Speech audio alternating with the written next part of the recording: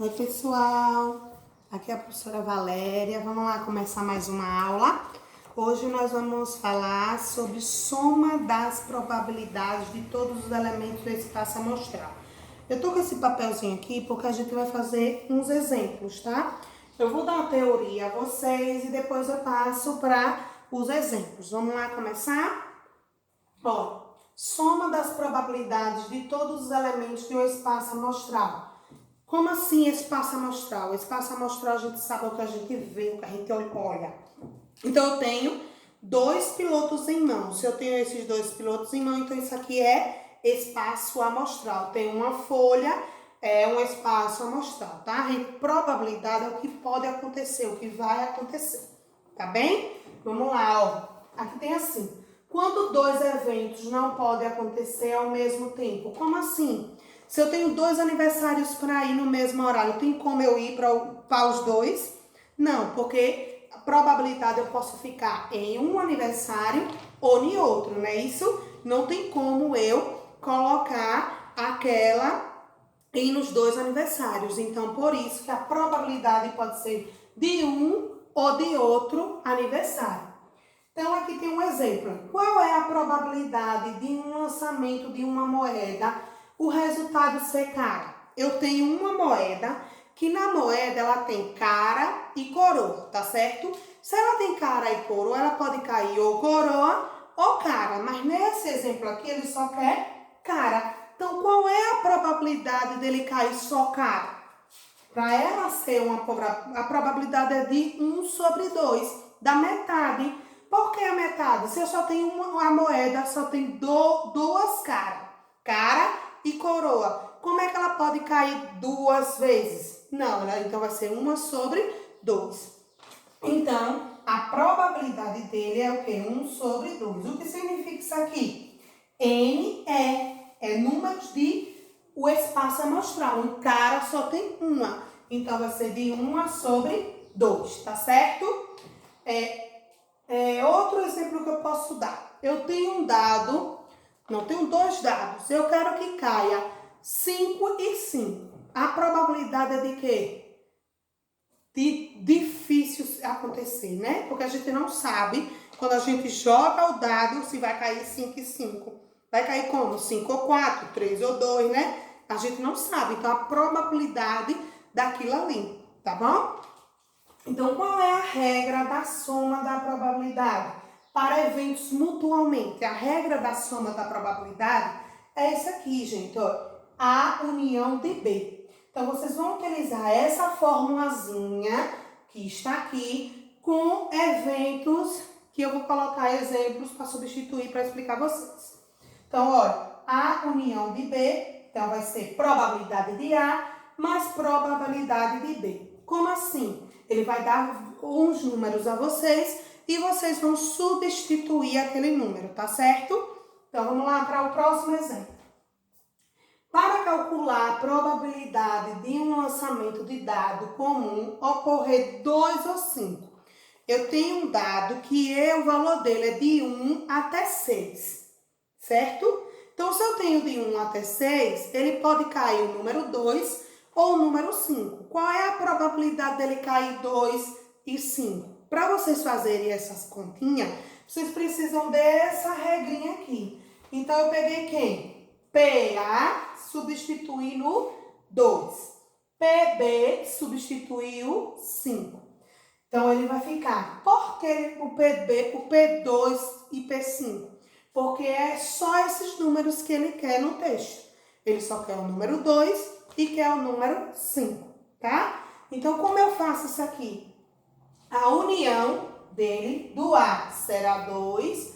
A união do B será 5, porque só são esses dois números que eles querem para encontrar a probabilidade. Aí a probabilidade de 2 é 1/6. Por que 1/6? No dado não é de 1 a 6, não é isso? Então, se é de 1 a 6, eu vou colocar só o número 2. Então, é 1 sobre 6. 1 sobre 6 de novo, porque só era o número 5. Então, vai ser só o número 5, né? Que é de 1 a 6. Depois dessa analisação, o que é que vocês vão fazer? Vai pegar essa formulazinha e vai somar 1/6 mais 1/6. Que daria o quê? 2/6. E simplificar, como todo mundo já sabe, não é isso? Agora, eu vou explicar a vocês 2 exemplos. Na aula passada, eu falei sobre favoráveis e possíveis, que são o quê? Números de eventos favoráveis e números de eventos possíveis, tá bom? Então, aqui tem aquilo. No lançamento de 2 dados perfeitos, qual é a probabilidade que a soma dos resultados obtidos seja igual a 6? Por exemplo, eu tenho 2 dados. Se cair 3 e 2, a soma deles é 6? Não, a gente não sabe qual é a probabilidade. Então, para dar 6 tem que ser 4 mais 2, 3 mais 3, não é isso? Então, a probabilidade dele para ser igual a 6. Então, como é que eu vou fazer para saber qual é a probabilidade? Nós temos de 1 até 6. Como a gente não sabe qual é o número que vai cair para somar, para dar 6, nós vamos colocar o quê? 5/36. Por que 5/36? 5, porque a gente só tem a probabilidade de 1 até 5. Se ele quer a soma para dar 6. Então, eu tenho que procurar um número que seja de 1 até 5. E por que foi 36? Porque são 2 dados. 6 vezes 6, 36. Então, números de eventos favoráveis é o 5 e o número de possíveis é o 36. Então, qual é a probabilidade? 1,388, tá bom?